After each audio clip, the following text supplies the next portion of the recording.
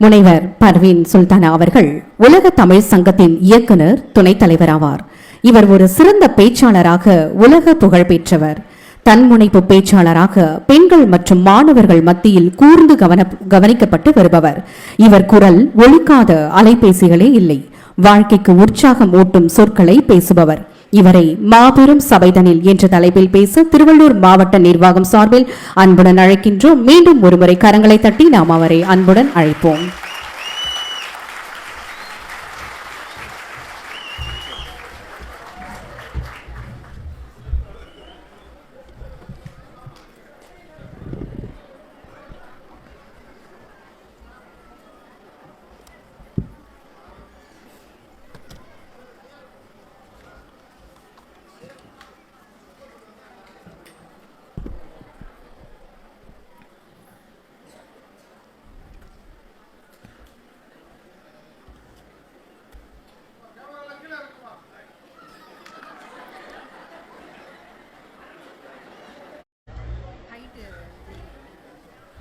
விசையுறும் பந்தினை போல் விசை உறும் பந்தினை போல் உள்ளம் வேண்டியபடி செல்லும் உடல் கேட்டேன். நசையறு மனம் கேட்டேன். நித்தம் நவம் என சுடர்தரும் உயிர் கேட்டேன். அசைவரு மதி கேட்டேன். இதை அருள்வதில் உனக்கெதும் தடை உள்ளதோ? வல்லமைத்தாராயோ இந்த மாநிலம் பயனுற வாழ்வதற்கு. கண்ணியத்திற்கும் போற்றுதலுக்கும் உரிய 5வது முறையாக திருவள்ளூர் எனும் இந்த மாநிலத்தில் புத்தக திருவிழாவை முன்னெடுத்திருக்கக்கூடிய நிர்வாகத்தினருக்கு, தமிழ்நாடு அரசிற்கு என்னுடைய பணிவன்பான வணக்கமும் வாழ்த்தும் பாராட்டும் நன்றியும். எனக்கு முன்னால் மிக சிறப்பான உரையை ஆற்றி கதைகள் பல சொல்லி மனங்களை நெகிழ்ச்சியும் அன்பும் வயப்படுத்தி இருக்கும் அன்பு கவிஞர் திரு யுகபாரதி அவர்கள் உள்ளிட்ட அவைக்கு பணிவன்பான வணக்கம். மாபெரும் சபைதனில் என்று எனக்கு தலைப்பு கொடுத்திருக்கிறார்கள். திரளாக கூடியிருக்கிறீர்கள், உங்களிடத்தில் என்ன சொல்லிவிட முடியும் என்று யோசித்தபடி உட்கார்ந்திருந்தேன். திருவள்ளூர் நகரத்திற்கு வந்து சேர்ந்த பொழுது சரியாக மணி 6 இருக்கும். எனக்கு அலைபேசியில் ஒரு அழைப்பு. மேடம், உங்களை பற்றிய ஒரு குறிப்பு வேண்டும், மேடையில் அறிவிப்பதற்காக என்று சொல்லப்பட்டது. நான் சொன்னேன், சும்மா சொல்லுங்கள் சார், என்னை பற்றி உங்களுக்கு தெரியாதா? அவங்க அனௌன்சர் கிட்ட சொல்லுங்க. இல்லை மேடம், எல்லாரும் பயந்து போயிருக்காங்க, என்ன சொல்லணுங்கிறத நீங்களே சொல்லிடுங்க மேடம். அவ்வளவா பயந்து போயிருக்கிறாங்க? எனக்கு தெரிஞ்சு திருவள்ளூரில் இருக்கிறவங்கெல்லாம் வீரம் செறிந்த மக்கள், மண்ணின் மைந்தர்கள் ஆயிட்டு யாருக்குமே பயப்பட மாட்டாங்களே, இவங்க ஏன் இப்படி சொல்கிறாங்கன்னு நான் டவுட்டோட தான் வந்து இறங்கினேன்னா, இறங்கும்போது ஒரு போலீஸ்கார் வந்தார். கரெக்டாக என் வண்டி உள்ளே வராதபடிக்கு வண்டியை எடுத்துகிட்டு வந்து இப்படி நின்னார். நான் அவரை பார்த்தேன். சரி, அங்கேயே இறங்கிடலான்னு இறங்கும்போது அந்த போலீஸ்காரர் கேட்குறார், என்ன மேடம் பயந்துக்கிட்டே இறங்குறீங்கன்னு கேட்டார். ஓஹோ, அவங்க தான் நீங்களா? பயந்த மாதிரி இருந்துக்கிட்டு அடுத்தவங்களை பயமுறுத்துகிற ஆளா நீங்கள் என்றபடி நினைத்து கொண்டு தான் இங்கே வந்தேன். கதைகள் விசிறி வீசி என் வியர்வையெல்லாம் ஆற்றி என் மனதை அன்பு வயப்படுத்திய அந்த கவிஞருக்கு என்னுடைய சிறப்பான நன்றிகளை தெரிவித்துக் கொள்கிறேன். இப்போ மாபெரும் சபைதனில் என்கின்ற சொல் கண்ணதாசனின் சொல். நீ உன்னை அறிந்தால் உலகத்தில் போராடலாம், உயர்ந்தாலும் தாழ்ந்தாலும் தலை வணங்காமல் நீ வாழலாம் என்று சொன்ன பாட்டு. எனக்கு இது யார் எழுதினாங்கிறதெல்லாம் தெரியாது. எனக்கு ஒரு 13 வயது இருக்கும். என்னுடைய அம்மா தேன் கிண்ணம் கேட்பாங்க. அப்போது ராத்திரி ஒரு 9:15 9:30 இருக்கும் தேன் கிண்ணம். எல்லாரும் தூங்கிட்டு இருக்கோம், என்னை மட்டும் எழுப்பி இந்த பாட்டை கேள அப்படின்னாரு எங்கள் அம்மா. எனக்கு இது யார் எழுதுனாங்களான்னு தெரியாது. என்னை கேட்டால் இந்த நீ உன்னை அறிந்தால்ங்கிற பாட்டு எனக்கு அறிமுகப்படுத்தினது எங்கள் அம்மா. அந்த பாட்டில் ஒரு ஸ்டான்ஸா வரும். அந்த பத்தி தான் மாபெரும் சபைதனில் நீ நடந்தால் உனக்கு மாலைகள் விழ வேண்டும், ஒரு மாற்று குறையாத மன்னவன் இவன் என்று போற்றி புகழ வேண்டும் என்ற பாட்டு. இது மாபெரும் சபை, புத்தக திருவிழாவிற்கு வந்திருக்கும் சபை. இந்த சபையில் போடப்படுகின்ற எந்த வார்த்தையும் வெறும் வார்த்தை அல்ல, அது விதைகள். நான் மிக கவனமாக என் வார்த்தைகளை முன்னெடுத்து வந்திருக்கிறேன். எந்த ஒரு கூட்டத்திலும் சொல்லுவதையே இங்கேயும் சொல்லுகிறேன். நிறைய பேர் என்ன இந்த செல்போனில் ரெக்கார்ட் பண்ணிட்டு இருக்கிறீங்க, சுவிட்ச் ஆஃப் பண்ணிடுங்க. 1/2 மணி நேரத்தில் யூடியூப்ல வந்துடும், லைவே போயிட்டு. என்ன இதுவரைக்கும் எதில் பார்த்துருக்கீங்க? இதில் தானே பார்த்துருக்கீங்க. எவ்வளோ கஷ்டப்பட்டு நான் எங்கிருந்தெல்லாம் சுற்றி திரிஞ்சு மதுரையிலிருந்து புறப்பட்டு திருவள்ளூர் வந்து சேர்ந்திருக்கேன் தெரியுமா? உங்களுக்காக தானே வந்திருக்கேன். நேரில் வந்திருக்கேன்ல, பேச்சை கேட்கலாம்ல, அப்பவும் இதுலேயே பார்க்குறீங்க. எல்லாத்தையும் தூக்கி போடுங்க. உங்களுக்கும் எனக்குமான இந்த காலம் மிக மிக கனிந்து கொண்டிருக்கிறது. நான் யாருக்காகவும் பேச வரவில்லை. என் வார்த்தைகளை காணொளியின் மூலமாக பதிவு செய்து உலக மக்கள் அத்துணை பேருக்கும் அனுப்பி கொண்டிருக்க உங்கள் அத்துணை பேருக்கும் என்னுடைய மனமார்ந்த நன்றிகள். ஆனால் நான் இவர்களுக்காக பேச வருவதே இல்லை, நான் உங்களுக்காகத்தான் பேச வருகிறேன். அதனால் என் வாழ்க்கையில் நான் மறுபடியும் பெற்றுவிடவே முடியாத அந்த வாழ்வின் மணித்துளிகளை இதோ உங்களுக்காக தந்து கொண்டிருக்கிறேன். நீங்களும் உங்கள் வாழ்க்கையில் மறுபடியும் பெற்றுவிடவே முடியாத அந்த நேரத்தை இந்த பேச்சிற்காக தந்து கொண்டிருக்கிறீர்கள். இந்த புனிதமான இந்த முக்கியமான காலகட்டத்தில் நான் சொல்வதை மனதிலே உள்வாங்கி வைத்துக் கொள்ளுங்கள். சொற்களை வைத்துக்கொண்டு உலக புகழ் பெறுகின்ற கவிதைகளை எழுதக்கூடிய ஒரு கவிஞர் இங்கே ஒரு வாக்குமூலம் தந்தார். நானாக எதுவும் எழுதிவிடவில்லை, ஏதோ எனக்கு பிறப்பிலிருந்தே மொழியினுடைய அர்த்தங்கள் புரிந்து கொண்டு வாழ்வின் ரகசியங்களை தெரிந்து கொண்டு நான் பேச்சை எழுத்தை முன்வைக்கவில்லை. நான் படித்த நூல்கள் தான் நான் எழுதுகின்ற எழுத்திற்கு காரணம் என்ற ஒரு வாக்குமூலத்தை தந்துவிட்டு உட்கார்ந்திருக்கிறார் இந்த மண்ணின் மைந்தர். வாசிப்பு நான் யோசிச்சு பார்த்துருக்கேன். நான் சொல்றேன்னு கோச்சிக்காதீங்க. இந்த நிர்வாகத்தில் இருக்கிறவங்க புக்கை வாங்குறத விட இப்பெல்லாம் பேச்சை கேட்கறதுக்கு தான் கூட்டம் நிறைய வருது. ஆனால் இங்கே எங்களை கூப்பிட்டு பேச வைக்கிறதுங்கிறது இவங்களுக்கெல்லாம் எவ்வளோ பெரிய பாடு அப்படிங்கிறத இவங்களுடைய ஆஃபீஸில் போய் கேளுங்க. அவங்க எதுக்கு தெரியுமா எங்களெல்லாம் கூப்பிடுறாங்க? எங்கள் பேச்சை உங்களை ஏன் தெரியுமா கேட்க வைக்கிறாங்க? புத்தக வாசிப்பு பழக்கம் உங்களுக்கு வர வேண்டும் என்பதற்காகத்தான், வேறு எந்த நோக்கமும் இல்லை. உங்களை மகிழ்ச்சிப்படுத்துவதற்காக அல்ல, உங்களை ஒருமுகப்படுத்தி புத்தக வாசிப்பிற்குள் அழைத்து செல்வதற்காகத்தான் இந்த பெரிய முயற்சிகள் எல்லாம். நான் யோசித்து பார்க்கிறேன், உங்களிடத்தில் இந்த மாபெரும் சபைதனில் என்கின்ற தலைப்பில் எந்த கருத்துக்களை பேச வேண்டும் என்கின்ற வார்த்தைகளில் ஒன்றோடு ஒன்றாக முட்டி மோதிக்கொண்டிருக்கின்ற என் மனதிற்குள். யார் நல்ல பேச்சாளர் தெரியுமா? பேசிட்டு நல்லா பேசிட்டு கைத்தட்டல் வாங்கிட்டு போறாங்கல்ல, அவங்கெல்லாம் நல்ல பேச்சாளர் கிடையாது. என்னை பொறுத்த அளவில் பேசிட்டு போனதுக்கு அப்புறமாவும் யார் ஒருவர் நமக்குள் பேசிக்கொண்டே இருக்கிறார்களோ அவர்கள் தான் நல்ல பேச்சாளர். நான் பேசிவிட்டு போனதற்கு பிறகும் உங்கள் மனதிலே பேசப்பட்டு கொண்டே இருக்க வேண்டும் என்கின்ற மாதிரியான சொற்களை நான் தேடுகிறேன். எப்பொழுதும் என்னை யார் சந்தித்தாலும் சொல்லுகின்ற வார்த்தை, மேடம் உங்க பேச்சுக்கு எங்க வீட்டில் இருக்கிறவங்க எல்லாம் ஃபேன், உங்க பேச்சை கேட்காம நாங்க தூங்குறதே இல்லை, என் வைஃபுக்கு உங்க பேச்சுனா ரொம்ப பிடிக்கும் மேடம். அந்த மாதிரி சொல்ற ஆம்பளைங்களுக்கு நான் சொல்றது என்ன தெரியுமா கவிஞரே? என் பேச்சு உங்க வைஃபுக்கு ரொம்ப பிடிக்குமா? அது உங்களுக்கு ரொம்ப நல்லது. நீங்க என்ன மாற்றமெல்லாம் அவர்களிடத்தில் வந்து உங்களுடைய குடும்பத்தில் தீபம் ஏற்றப்பட வேண்டும் என்று நினைக்கிறீர்களோ அதையெல்லாம் நான் சொல்லிவிடுகிறேன். மேக்சிமம் அவங்க உங்களுக்கு ஃபார்வர்ட் பண்ணுவாங்க. அதே நோக்கம்தான் அவர்களுக்கும். அதனால் நீங்களும் கேட்டுக்கொள்ளுங்கள் என்று சொல்லுவேன். ஆனா எல்லாரும் என்கிட்ட சொல்ற ஒரு வார்த்தை என்ன தெரியுமா? இதுல இருந்து ஆரம்பிக்கிறேன் நான் என் பேச்ச. எல்லாரும் சொல்றது என்னன்னா, மேடம் நல்ல உற்சாகமா இருக்கு மேடம் உங்க பேச்செல்லாம் கேட்கும் போது, ஆனா ஒன்லி 2 hours தான் மேடம் நிக்குது, சல்லுன்னு இறங்கிருது மேடம், பரமபதத்தில் பாம்புல இறங்கி கீழே போடுற மாதிரி உங்கள் உற்சாகமெல்லாம் வடிஞ்சு போயிருது மேடம். அதே உற்சாகத்தோடு நான் இருக்கணும்னா என்ன பண்ணுறதுன்னு சொல்லுங்கன்னு கேட்டாங்க.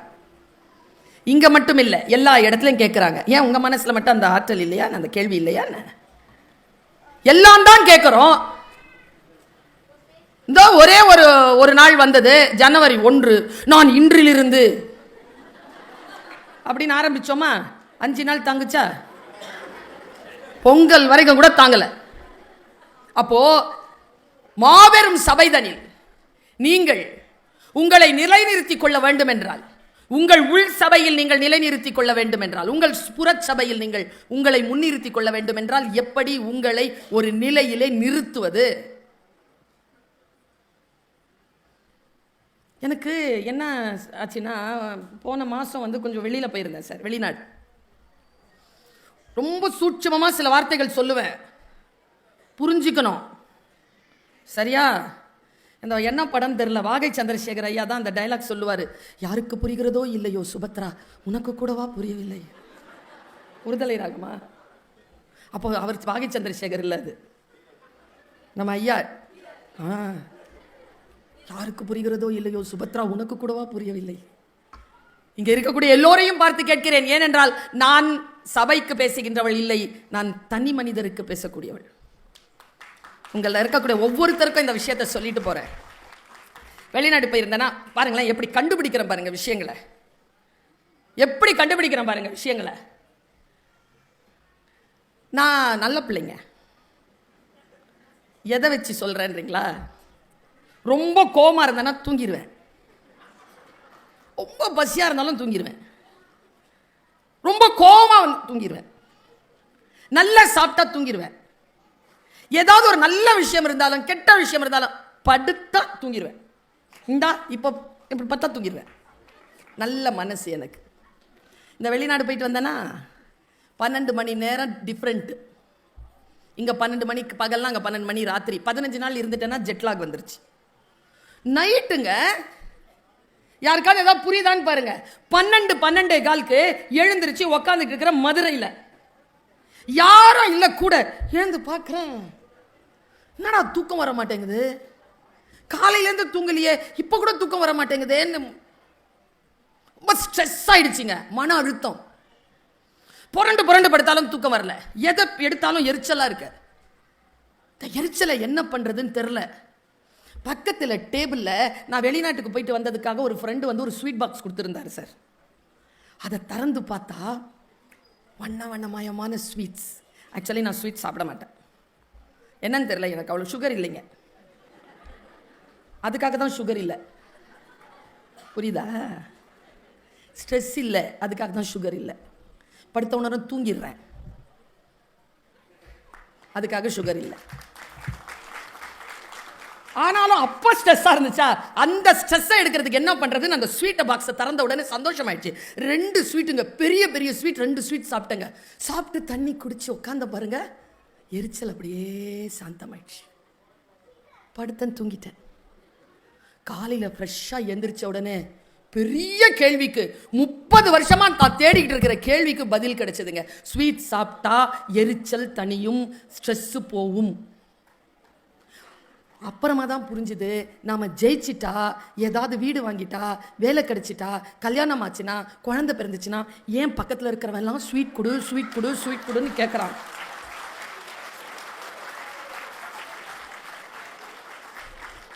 ஸ்ட்ரெஸ்ஸாக சுற்றிட்டு இருக்கிறாங்க.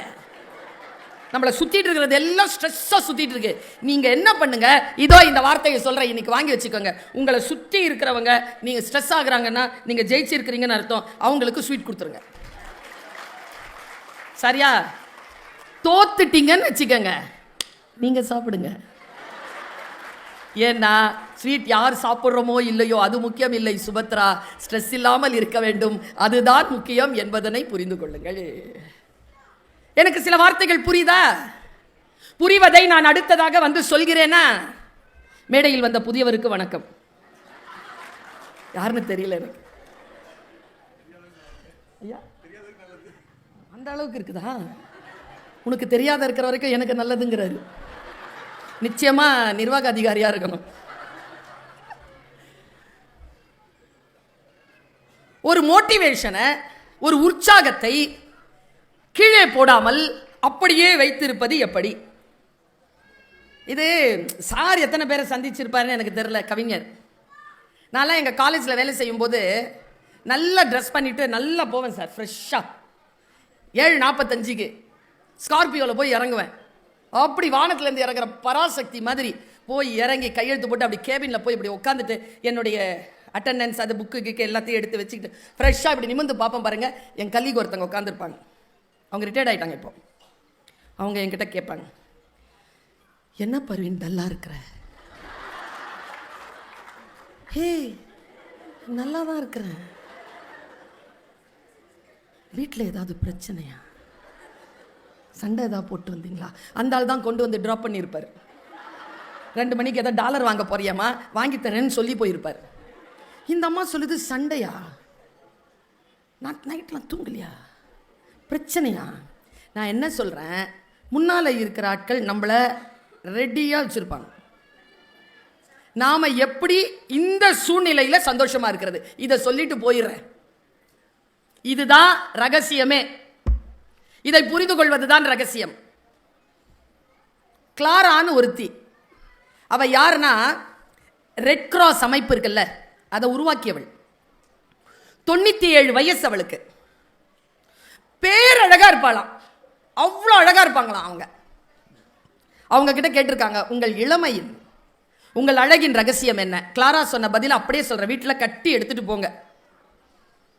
கிளாரா சொன்னாள், நான் துக்கங்களையும் துயரங்களையும் கவலைகளையும் என் மனதிலே தக்க வைப்பதில்லை. சொல்லிட்டாளா? அடுத்த துணை கேள்வி, மேடம் யாராவது அது உங்களுக்கு ஞாபகப்படுத்தினா? நான் அது ஏற்கனவே மறந்துவிட்டேன் என்பதனை நினைத்துக் கொள்கிறேன். கிளாராங்க, கிளியரா சொல்ற பாருங்க. நான் துக்கங்களையும் ஆபாசமான எண்ணங்களையும் ஆறாத ரணங்களையும் மனதிலே சுமப்பது இல்லை. வந்துருச்சா? இதை இன்னும் கிளாரிட்டியா சொல்றேன். ஒரு மனைவி ஒரு கணவனோட தொடர்ந்து 35 ஆண்டுகள் வாழ்ந்துட்டா. இன்னைக்கு இருக்கிற ஜெனரேஷனுக்கு அது பெரிய செய்தி. எப்படியா 35 வருஷமா ஒரே ஆளோட வாழ்? அந்த ஜெனரேஷனுக்கு சொல்றேன், 65 வயது அந்த பெண் இருக்கால, அந்த பெண் சொன்ன ஒரு வார்த்தையை சொல்றேன். அவகிட்ட கேட்குறாங்க, அவ வெளிநாட்டு பொண்ணு, ஆர் யூ ஹாப்பி? நீ மகிழ்ச்சியுடன் இருக்கிறாயா? நம் முகங்களை பாருங்க. நாளைய கவலைகளும் நேற்றைய இழப்பின் நினைப்புகளும் சேர்ந்து இன்றைய நாளை கொள்ளை அடிச்சுக்கிட்டு இருக்கு. நம்ம வீட்டு பாட்டிக்கு புதுசாக வெத்தலை வாங்கி கொடுங்க, அது சாப்பிடவே சாப்பிடாது, எடுத்து அதக்கி வச்சுக்கோம். நேற்று பழசானதை சாப்பிடும், நாளைக்கு நம்ம கொடுத்தது பழசா போயிடும், அது நாளை மறுநாள் சாப்பிடும். அனுபவிக்கவே தெரிவதில்லை. அவகிட்ட கேட்டாங்க, ஆர் யூ ஹாப்பி? அந்த பெண் சொன்னாள், எஸ் ஐ எம் ஹாப்பி. அடுத்த வார்த்தை, ஆர் யூ மேரிட்?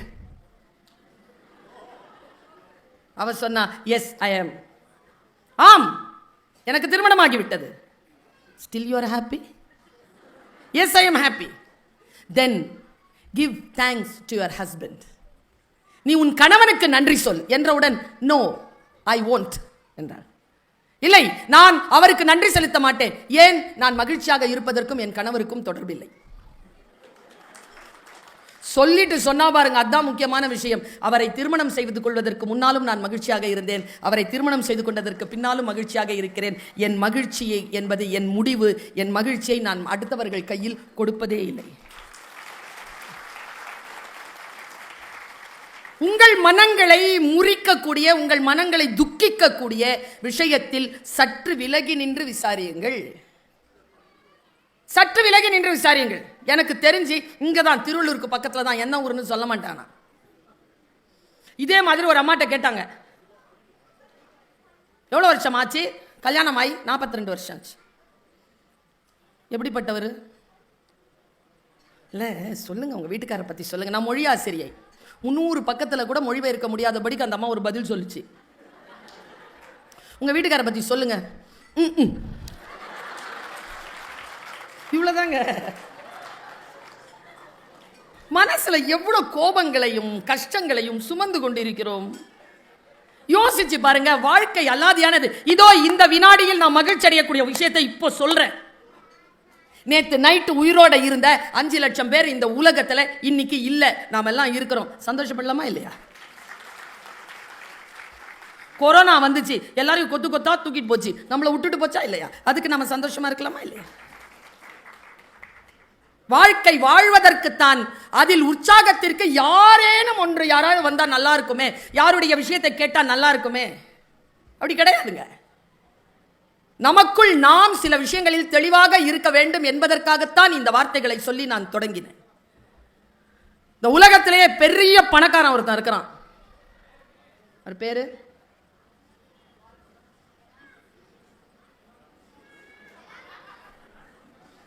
எல்லாருக்கும் தெரியுது. எமங்கிட்ட அதிகமாக துட்டு இருக்குது. நானும் அதை சொன்ன உடனே அவ்வளோ பெரிய பணக்காரன் எங்கள் நாட்டிலேயும் தான் எத்தனையோ பேர் இருக்கிறாங்க. நான் உலகத்தில் பெரிய பணக்காரன், அவன் பணம் சொத்து எவ்வளோ மதிப்புன்னு பார்த்தா திக்குன்னு இருந்துச்சு. 56 லட்சம் கோடி. ஏங்க 56 லட்சம் கோடிங்க ஒருத்தன் வச்சிருக்கிறாரு. நான் ஒன்று சொல்கிறேன் பாருங்க. கவிஞர், நிர்வாக அதிகாரிகள் உட்கார்ந்து இருக்கிறாங்க, அமைப்பாளர்கள் உட்கார்ந்துருக்காங்க, படைப்பாளர்கள் இருக்கிறாங்க, பேச்சாளர் இருக்கிறேன், பேராசிரியர் இருக்கிறேன். வாழ்க்கையில் சிலவற்றை சாதித்தவர்கள் தங்கள் ரகசியங்களை சொல்லுகின்ற பொழுது அதை மெதுவான வார்த்தைகள் என்று நினைத்து கடந்து போகாதீர்கள். நிதானமாக அதை உள்வாங்கிக் கொள்ளுங்கள். எனக்கு தெரிஞ்சு கம்பராமாயணத்தையும் சங்க இலக்கியங்களையும் வள்ளுவத்தையும் பக்தி இலக்கியங்களையும் சிற்றிலக்கியங்களையும் வாசிக்காமல் நவீன இலக்கியங்களில் புதுமைகள் படைப்பது கஷ்டம். ஏன் தெரியுமா? இன்றிலிருந்து 3000-4000 ஆண்டுகளுக்கு முன்னாலேயே மிகப்பெரிய சிந்தனையாளர்களை கொண்டிருந்த சமூகம் நம் சமூகம். என்கிட்ட கேட்டாங்க ஒருத்தங்க, எங்க அப்போவே நினைச்சிருக்கிறாங்கன்னா ஏன் அப்போ இருந்தவெல்லாம் புத்திசாலி இல்லையா? உனக்கு தான் புதுசாக வந்துருச்சா புத்தி? உங்கள் தாத்தாவுக்கு அறிவு இல்லையா? உனக்கு மட்டும்தான் வந்துச்சா புதுசா?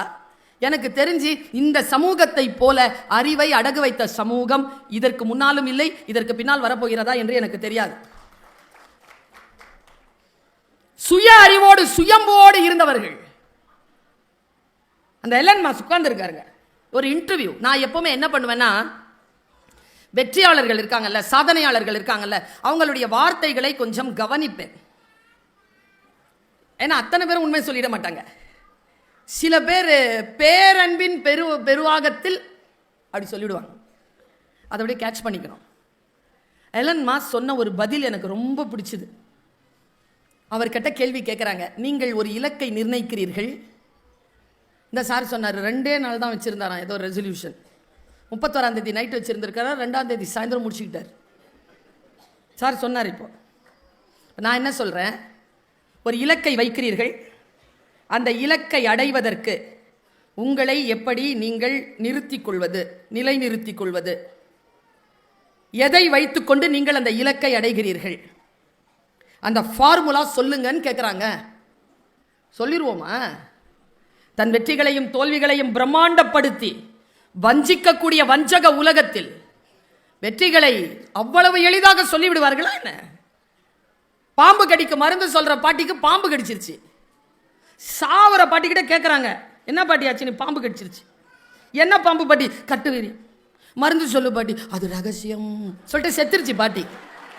செத்தாலும் சாவேனே தவிர என் ரகசியத்தை சொல்ல மாட்டேன் என்று சொல்லுகின்ற உலகத்தில் பெரிய கேள்வி ஒன்று, உன் இலக்கை அடைவதற்கு உன்னை நீ எந்த அளவிற்கு உற்சாகப்படுத்திக் கொள்கிறாய்? அந்த ரகசியத்தை சொல். கேள்வி கேட்கிறாங்க, ஒருத்தன் கிளியரா கேட்கிறான். டார்க் ப்ளூ நினைக்கிற, கொஞ்சம் பிளாக்கிஷா தெரியுது, ரெட் டை ஒயிட் ஷர்ட் போட்டு அப்படி உட்கார்ந்துருக்கான் எலன் மாஸ்க். நீங்க யூடியூப்ல போய் பாருங்க, இருக்கு. அவரிடத்தில் கேட்கப்பட்ட கேள்விக்கு அவர் தந்த பதிலை வீட்டிற்கு எடுத்து செல்லுங்க. முடிஞ்சா அப்ளை பண்ணிக்கோங்க. ஒன்றும் இல்லைங்க, வாழ்க்கையில் எந்த இலக்கை வேண்டுமானாலும் அடையலாம். ஃபார்முலா தான். யாரையும் பார்த்து வியக்காதீங்க. அவங்க ஏன் அப்படி வளர்ந்துருக்காங்கங்கிறத மட்டும் புரிஞ்சுக்கோங்க. ஃபார்முலா தான். ஃபார்முலாவை புரிஞ்சுக்கிட்டீங்கன்னா, நீங்கள் அதுக்காக பிறந்திருந்தீங்கன்னா அந்த ஃபார்முலாவை அப்ளை பண்ணீங்கன்னா நீங்கள் வந்துடலாம். அவன் சொல்கிற பதில் தாங்க சூப்பர் பதில். உங்கள் இலக்கை அடைய நீங்கள் எப்படியெல்லாம் உங்களை உற்சாகப்படுத்திக் கொள்கிறீர்கள் என்பதனை சொல்லுங்கள் என்றவுடன் அவர் சொன்னார், அந்த ஃபார்முலாவை சொல்லுங்கள். உடனே எலன் மாஸ்க் சொன்னார், நீங்கள் கேட்ட கேள்வி எனக்கு புரியவில்லை.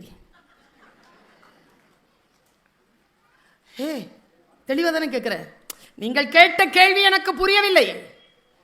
அவர் அவ்வளோ ஃபோர்ஸா சொல்லும் போது எனக்கு புரிஞ்சிருச்சுங்க. அந்த எனக்கு புரிஞ்சிருச்சுல, அதை நான் சொல்றேன். எனக்கு ஏன் புரிஞ்சுது? ஏன் சொல்லாத பக்கங்களில் இருக்கக்கூடிய அந்த வார்த்தைகளை எல்லாம் கவிஞருக்கு புரியுது? தொடர் வாசிப்பு. தொடர்ந்து வாசிச்சுக்கிட்டே இருந்தீங்கன்னு வச்சுக்கோங்க, புரியும். இதை பார்த்துக்கிட்டே இருந்தீங்கன்னு வச்சுக்கோங்க, இருக்கிறதும் போயிடும். ஒரு 6 வயசு குழந்தை என்கிட்ட வந்து கேட்குது, கவிஞர் மேடம் நான் உங்க ரசிகர், ஒரு செல்ஃபி எடுத்துக்கவா? அந்த குழந்தைக்காக நான் கவலைப்படுகிறேன். ஏனென்றால் அந்த கையில் ஃபோன் வச்சிருக்கா. என்ன மட்டுமா பாப்பா? இந்த கவலை எனக்கு வருகிறது, ஏனென்றால் நான் ஆசிரியை.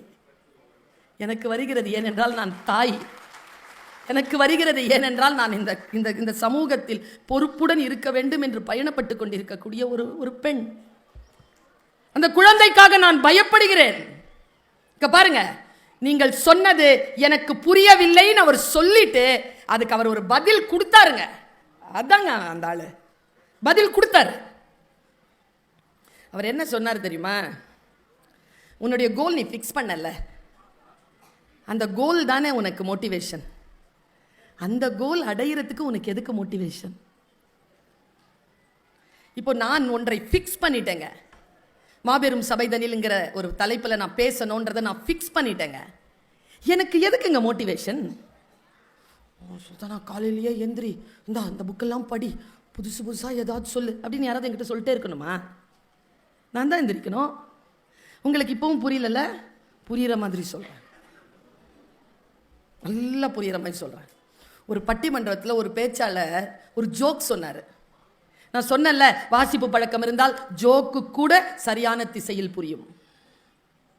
திட்டு இருக்கல, அது கூட சரியான திசையில் புரியும். பேசாத நாங்க என்ன பார்த்து கெமிஸ்ட்ரி டீச்சர், ஏன்னா நான் கிளாஸ்ல பேசிட்டு இருந்தேன். எங்க பேசணுமா அங்க பேசு, எங்க பேசக்கூடாது அங்க பேசாத, உட்காரு அப்படின்னாங்க. உட்கார்ந்துட்டேன், புரிஞ்சுக்கிட்டேன், அங்க பேசுறத நிறுத்தினேன்.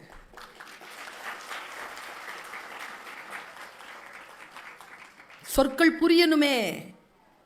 சொன்னார்ல, கொடுத்த ரத்தத்தை விட ரத்தம் கொடுக்குறவங்க கிட்ட நான் காசு வாங்குறது இல்லையான்னு ராத்திரி 3 மணிக்கு எந்திரிச்சு ஜூஸ் போட்டு கொடுத்தானே சோடா கடைக்காரன் கந்தர்வன் எழுதினாரு. புரிஞ்சிருச்சு இல்ல எனக்கு, அது என்னங்கிறது புரிஞ்சிருச்சு இல்ல. பிரபஞ்சம் நான் புரிஞ்சுக்கிட்டேன்ல. நான்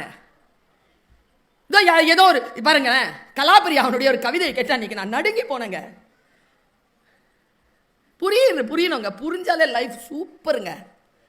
புரியாம தாங்க எல்லா கஷ்டங்களும். நான் அப்படி நினைக்கவே இல்லையே, என்ன செய்யறது? கண்கள் இல்லாத தாய் பறவை தன் குஞ்சுகளின் வாசத்தை தொலைத்து விட்டு அந்த கூட்டை தேடி அலைவதை பார்க்கிறேன். அதன் கூடு எங்கே இருக்கிறது என்று எனக்கு தெரியும். ஆனால் அந்த தாய்க்குருவிக்கு சொல்லக்கூடிய மொழி என்னிடத்தில் இல்லையே. நாங்கள் நடுங்கி போனங்க கலாபரி அவனுடைய இந்த வார்த்தையை பார்த்து. எனக்கு தெரியணுமே, அந்த மொழி தெரியணுமே, வழிபடுத்துறதுக்கான மொழி தெரியணுமே. அந்த பேச்சாளர் சொல்றார், ஜோக்கு தான். எனக்கு எல்லன் மாஸ் தந்த பதிலும் இந்த ஜோக்கையும் நான் ரிலேட் பண்ணி பார்த்தேன், புரிஞ்சிருச்சு எனக்கு. பாருங்க எப்படின்னு. 3 பேர் ஃப்ரெண்ட்ஸு வேலை செய்கிறாங்க ஒரு ஆஃபீஸில். ஒன்னா தான் சாப்பிடுவாங்க. 10 வருஷம் ஃப்ரெண்ட்ஸ். 10 வருஷமா 3 பேருடைய டிஃபன் பாக்ஸ்லையும் ஒரே டிஃபன் தான் வருது. ஒருத்தனுக்கு இட்லி வருது, ஒருத்தனுக்கு தயிர் சாதம் வருது, ஒருத்தனுக்கு சப்பாத்தி வருது.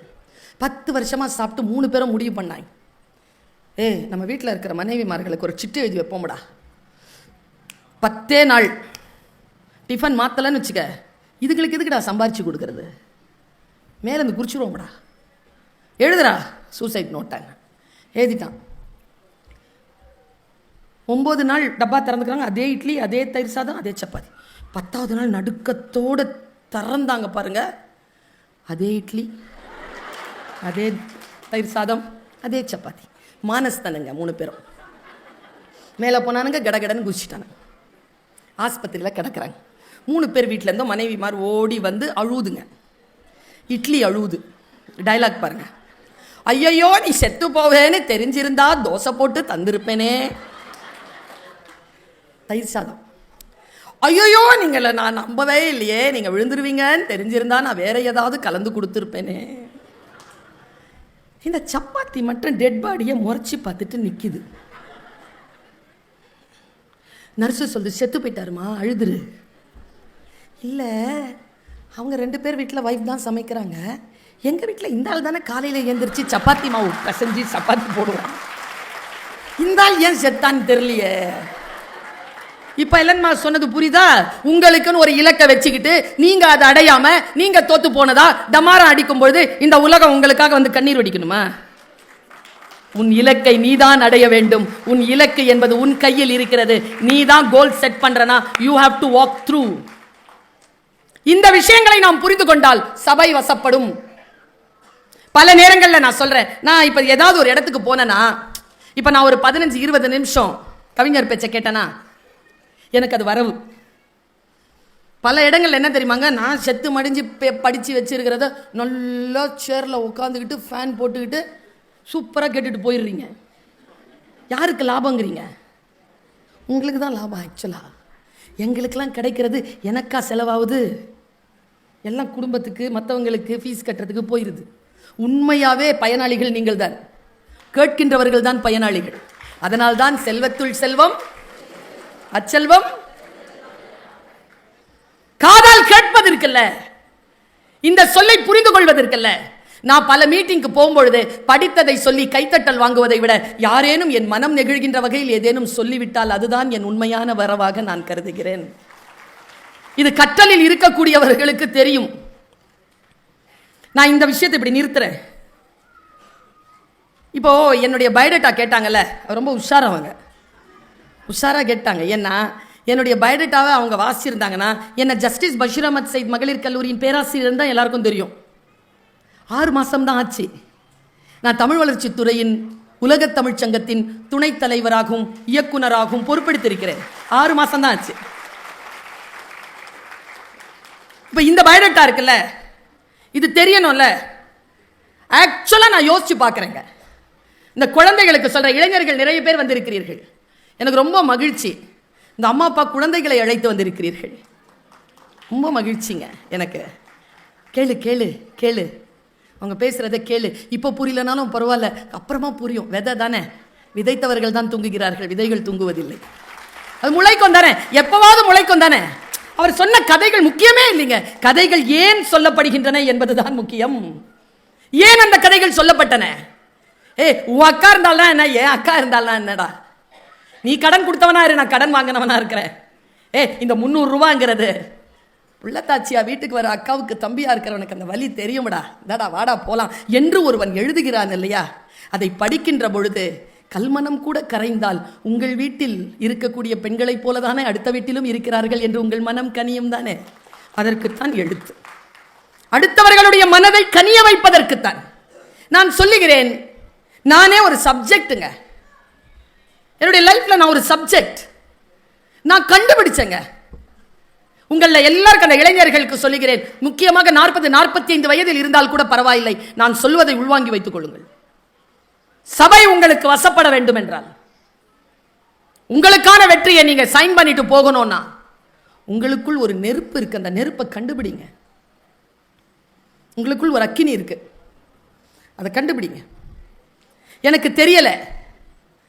யுகபாரதி சார் ஒற்றை நாணயம்னு அந்த பாட்டை எழுதும் பொழுது நடந்த சம்பவத்தை ரொம்ப ருசியா சொல்வார். அக்கினிங்க அதெல்லாம், நெருப்பு அதெல்லாம். நீங்க போன்ல பேச வேண்டாம் மேடம், சும்மாவே சொன்னாலே உங்களுக்கு கேட்கும்.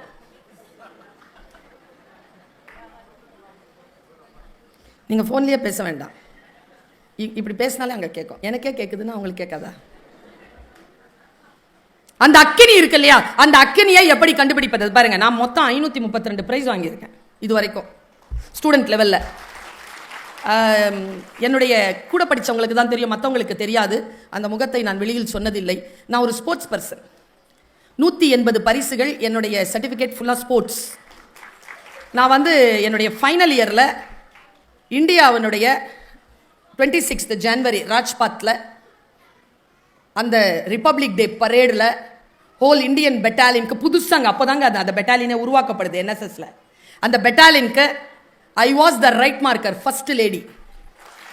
நான் தான் கூட்டிகிட்டு போனோம் எல்லாரையும். மார்ச் பாஸ்ட் ரொம்ப நல்லா பண்ணுவேன். சங்கர் தயாள் சர்மா சார் கிட்ட நான் வந்து மார்ச் பாஸ்ட்க்கு பிரசிடென்ட் அவார்டு வாங்கியிருக்கேன். நிறைய நல்லா ஓடுவேன், இப்போ விட்டாலும் ஓடிடுவேன். கபடி ஆடுவேன், வாலிபால் ஆடுவேன், ஹேண்ட்பால். இதெல்லாம் வந்து நிறைய பேருக்கு தெரியாது. ஏன்னா அதில் எனக்கு ஆர்வம் இருந்ததே தவிர அதில் என் நெருப்பு இல்லை. எனக்கான சூடு அதில் இல்லை. எனக்கு திறமை இருந்தது, நான் ஜெயிச்சேன். அப்புறமா நல்லா பாடுவேன், நல்லா ஆடுவேன், நல்லா கோலம் போடுவேன், நல்லா நாடகத்தை எழுதுவேன், எல்லாம் பண்ணுவேன்.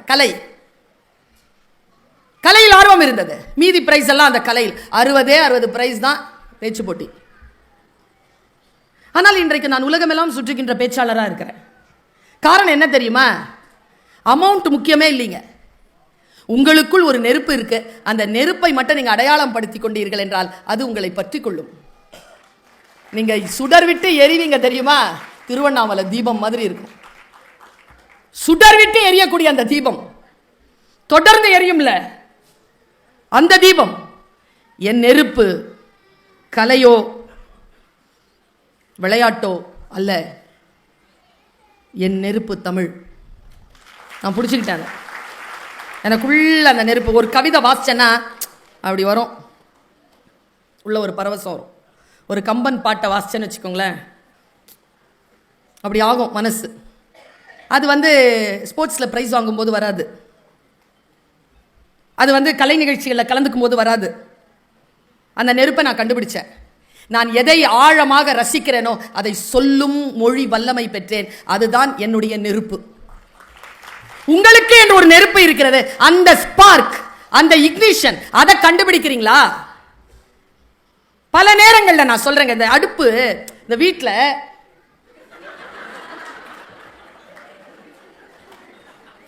அவர் சும்மா எடுத்திருந்திருக்கலாம், இன்ஸ்ட்ரக்ஷன் கொடுக்குறாருங்க. வீட்டில் அடுப்பு எரிப்பீங்க தெரியுமா? Case light. அந்த கேஸ் லைட்னு ஒன்று இருக்கும், லைட்டர், கேஸ் லைட்டர். அந்த கேஸ் லைட்டர்லேருந்து நெருப்பே வராதுங்க, ஸ்பார்க் மட்டும்தான் வரும். அதுலேருந்து வெறும் கேஸ் மட்டும்தான் வரும். இந்த ஸ்பார்க் இந்த கேஸில் பட்ட உடனே அந்த அடுப்பு எரியும் பாருங்க. That is life. அந்த ஸ்பார்க் இருக்கா? அந்த ஒரு சொல் உங்ககிட்ட இருக்கா? அந்த சொல் உங்ககிட்ட இருந்ததுன்னா, அந்த விஷயங்கள் உங்ககிட்ட இருந்ததுன்னா, மாபெரும் சபைதனில் நீ நடந்தால் உனக்கு மாலைகள் விழும். ஒரு மாற்றுக்குறையாத மன்னவன் இவன் என்று போற்றி புகழப்படும். அது தெரியணுமே. தெரியாமலே நிறைய பேர் செத்து போறோம். என் பையன் என்கிட்ட வந்து கேட்டான், அம்மா உனக்கு பிடிச்சது நீ செய்யறல்லம்மா. ஆமா, எனக்கு தெரியலம்மா எனக்கு என்ன பிடிச்சிருக்குன்னு. கண்டுபிடி. அதான் வாழ்க்கையில் பயணத்திற்கான சாவி. அதுதான் என்ன தெரியுமா? தவறான விஷயங்களில் என்டர்டெயின்மெண்ட்ல போய் விழுந்துடுறோம். அதான் நமக்கு ஸ்பார்க்ன்ட்டு கிடையாது.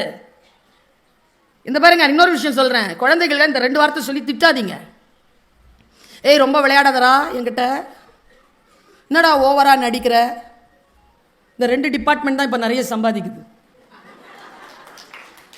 சம்பாதிக்கிற மாதிரி விளையாடுறா, சம்பாதிக்கிற மாதிரி நடிடா. உங்களுக்கான ஸ்பார்க்ல நெகட்டிவ் ஸ்ட்ரோக்ல சொல்றேன். ஒரு ஸ்பார்க் எப்படி ஒருத்தன் கண்டுபிடிச்சான் அப்படிங்கறத சொல்றேன். நெகட்டிவ் ஸ்ட்ரோக்கா, அதை நீங்க பாசிட்டிவா புரிஞ்சுக்கணும். இந்த 4 மாசத்துக்கு முன்னால ஐரோப்பாவில் ஒருத்தனை கைது பண்ணியிருக்காங்க சார். செய்தி, பத்திரிகை செய்தி. அவன் ஒரு வாக்குமூலம் தந்திருக்கான். இதே வார்த்தை தான். யாருக்கு புரிகிறதோ இல்லையோ, சுபத்ரா உனக்கு கூடவா புரியவில்லை? புரிஞ்சுக்கோங்க. அவனை முன்னால் உட்கார வச்சு வாக்குமூலம் கேட்குறாங்க. ஏய் எவ்வளோ பெரிய கொள்ளடிச்சிருக்க தெரியுமா நீ? சார் நான்லாம் அடிக்கலை சார், எனக்கு தெரியும் நீ தான் அந்த லாக்கை திறந்துருக்க. சார் என்னை ஹையர் பண்ணாங்க சார், என்னை ஹையர் பண்ணாங்க சார். ஹையர் பண்ணாங்கன்னா சம்பளம் கொடுத்து கூப்பிட்டுருக்காங்க. எவ்வளோடா சம்பளம் வாங்கினேன்? கொஞ்சம் பவுண்ட் சொல்கிறான். ஏய் நீ திறந்த அந்த லாக்கரில் எவ்வளோ கோடி பணம் இருந்துச்சு தெரியுமாடா? இதை போய் திறந்துட்ட நீ, இந்த காசுக்கு திறந்துருக்க. போலீஸ்கார் கேட்குறாரு. அதுக்கு அவன் சொன்ன பதில்ங்க, முடிந்தால் வீட்டிற்கு எடுத்து செல்லுங்கள். அவர் சொன்னார், நான் பிசிக்ஸ் படித்தவன் சார், எனக்கு மேத்தமெட்டிக்ஸ் ரொம்ப பிடிக்கும். நான் இந்த வேலைக்கு வரணும்லாம் வரல, சும்மா விளையாட்டாக தான் ஆரம்பித்தேன். ஒரு லாக் கொடுப்பாங்க சார் என்கிட்ட, 1 நிமிஷம்னு ஃபிக்ஸ் பண்ணுவாங்க சார். 60 வினாடி, நான் 25 வினாடியில் முடிக்கணும். அப்போ தான் அவங்கெல்லாம் வந்து அந்த மற்ற வேலைகளை பண்ணிட்டு போக முடியும். நான் அதை செட் பண்ணுவேன் சார். செட் பண்ணிவிட்டு 25 செகண்ட் தான் சார் இருக்கும். கடன்னு செட் பண்ணிவிட்டு அந்த கடைசி அந்த 25-26 செகண்டில் கிளிக் அப்படின்னு ஒரு சத்தம் கேட்கும் சார். அப்போ மனசுக்குள்ள ஒரு நிம்மதியும் பெருமூச்சும் வரும் பாருங்க சார். அது அந்த பொட்டிக்குள்ளே இருக்கிற கோடி கோடி நீங்கள் சொல்கிறீங்களா அந்த பணத்தை விட உயர்ந்தது சார். அந்த சந்தோஷத்துக்காக தான் சார் நான் போகிறேன்ட்டான். நெகட்டிவ் ஸ்ட்ரோக் தான் ஒரு தாய்க்கு வருங்க. இந்த ஸ்ட்ரோக் சமைச்சு முடிச்சுட்டான்னு வச்சுக்கோங்களேன். என் குழந்தைகள், என் கணவர், என் வீட்டில் இருக்கின்றவர்கள் சாப்பிட போகிறார்கள். சமைச்சு முடிச்ச உடனே அப்படி ஒரு பரவசம் வரும் ஒரு பெண்ணுக்கு, சமைக்கிற பெண்களுக்கு. ஆர்டர் போடுகின்ற பெண்களுக்கு இல்லை. வரும். ஒரு டீச்சருக்கு வரும். ஒரு விஷயத்தை ஒருத்தன் அண்டர்ஸ்டாண்ட் அப்படின்னு அண்டர்ஸ்டுட் வரும். நான் சொன்னதை புரிஞ்சுக்கிட்டான் பாரு. சிலது இருக்குதுங்க. அந்த மன்மத என்னது அந்த மைக்கேல் மதன காமராஜன் படத்தில் அந்த குஷ்பு மேடம் வந்து ஒரு அரிசி எடுத்து போடுவாங்க. இது எப்படி இருக்குன்னு பாருங்க. அதில் அவங்க தாஜ்மஹால் வரைஞ்சி வச்சுருப்பாங்க. அவர் வந்து எடுத்து வாயில் போட்டு பழைய அரிசி போல இருக்கும் பாரு. சிலது நமக்கு அப்படி வாய்க்கும். அதில் அந்த படத்தில் அவர் சமையல்காரர். சில பேருக்கு அப்படி தாங்க அமையும். ஆம்பளைங்கெல்லாம் என்ன நினைக்கிறீங்க? நாங்கள்லாம் ஏன் மேட்சிங்காக ப்ளவுஸ் போடுறோன்னு நினைக்கிறீங்க?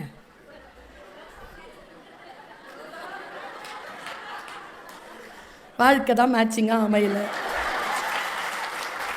ட்ரெஸ்ஸு நீங்கள் பாருங்கள், உங்கள் பேண்ட் ஒரு கலர், உங்கள் சட்டை ஒரு கலர். யாரையாவது ஏதாவது ரோஸு சட்டைக்கு ப்ளூ பேண்ட் போடுவாங்களா?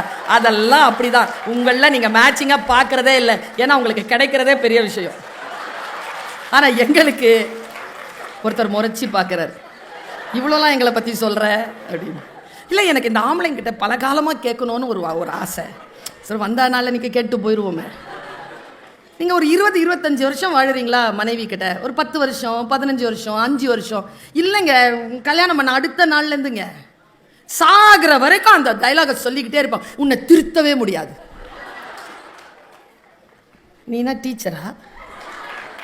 நானா கொஸ்டின் பேப்பரா? ஆன்சர் ஷீட்டா? குரானில் ஒரு வார்த்தை இருக்குது. இன்னைக்கு நோம்பின் முதல் நாள். குரானில் ஒரு வார்த்தை இருக்குது, அற்புதமான வார்த்தை. உங்கள் மனைவி உங்கள் விலா எலும்பிலிருந்து உருவப்பட்டவள்.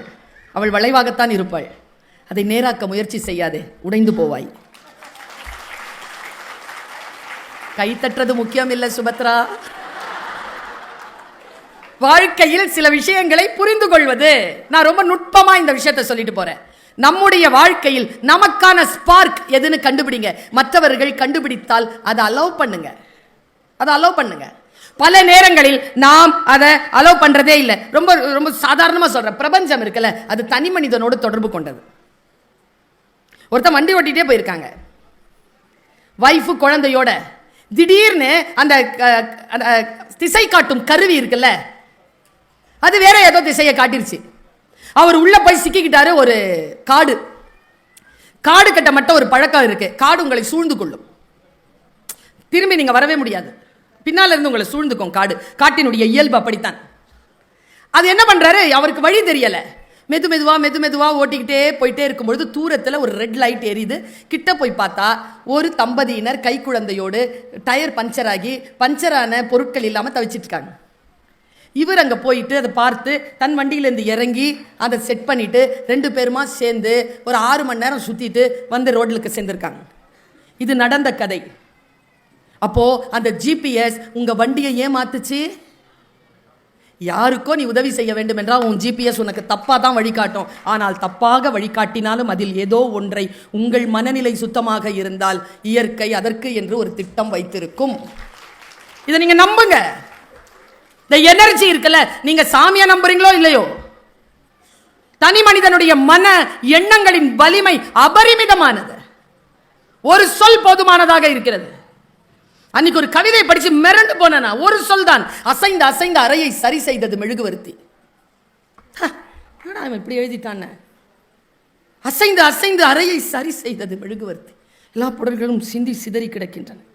ஒரே ஒரு மெழுகுவர்த்தி எரியுது. அது அசைஞ்சு அந்த ரூமை செட் பண்ற மாதிரி இருக்கு. அந்த கவிஞனுக்கு ஒரு காட்சி தான். என் மனதை ஏதோ செய்கிறது. அது ஏதோ செய்கின்ற பொழுது அடுத்தவர்களுக்கு நான் பயமுறுத்துகின்ற ஒரு ஃபேக்டரா இல்லாமல் போய் அவர்களோடு நான் இணைந்து பணியாற்றுகின்ற ஒன்றாக என்னை இயற்கை செலுத்துகிறது இருக்கு இல்லையா, அதற்கு நாம் முதலில் நம்மை தயார் செய்து வைத்திருக்க வேண்டும். ரொம்ப பிளைனா சொல்ற ஒரு விஷயத்தை ஒரு ஜெனரேஷனுங்க. இந்த ஜெனரேஷன் இருக்க இவங்க தான் பெரியவங்க பேச்சை கேட்ட கடைசி தலைமுறை.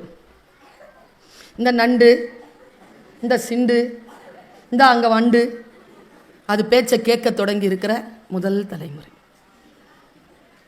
எங்கள் அம்மாலாம் எனக்கு சுருதி பாக்ஸ் ஒன்று செட் பண்ணி வச்சுருக்கோம். அம்மா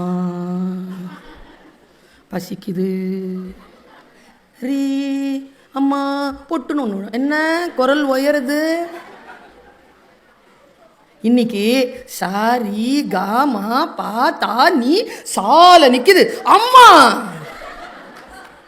சாக்ஸ் எடுத்துட்டு வா, 8 மணி ஆயிடுச்சு, பஸ் வந்துடும், அறிவில்லா உனக்கு. இந்தாடா கண்ணம்மா, இந்தாடா வந்துட்டான்டா செல்லமே, இந்தாடான்னு ஓடி வரீங்க.